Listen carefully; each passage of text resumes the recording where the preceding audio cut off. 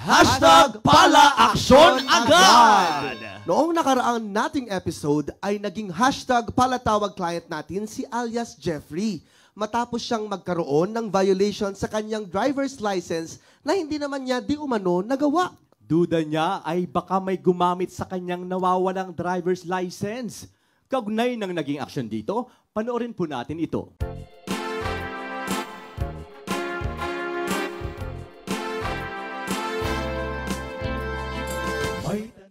Hihingi lang po sana ako ng tulong sa inyo tungkol sa nangyari sa aking lisensya na nagka-violation po ako na di ko naman ginawa.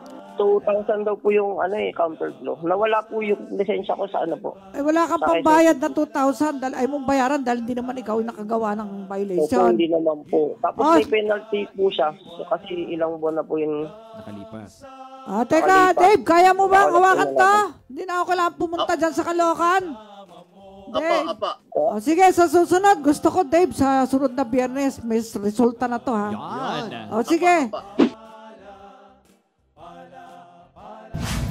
Our office has assisted Mr. Jeffrey Laguesma in filing a protest before the Traffic Adjudication Board of the Quezon City Traffic and Transportation Management Department that issued the contested citation ticket, and it has been favorably acted upon by the board on the basis of the available pictures of the traffic violator taken on the date of physical apprehension compared with the picture and physical appearance of Mr. Laguesma appearing before the board.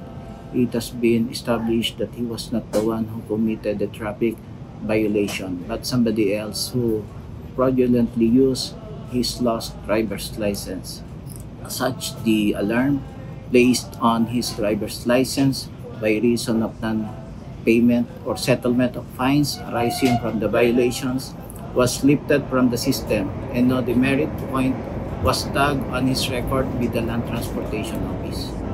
During our assistance po, Chief, napag-alaman na iba po yung identity na gumamit po nung kanyang lisensya.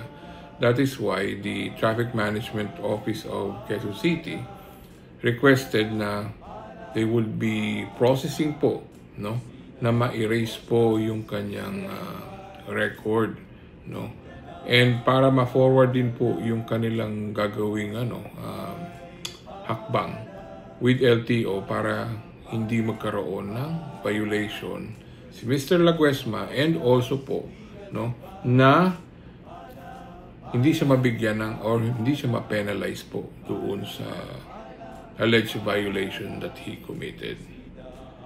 Thank you sa lahat po ng nagtitiwala sa tanggapan po natin sa ating programang Persida Acosta Legal Advice. Thank you po, Chief.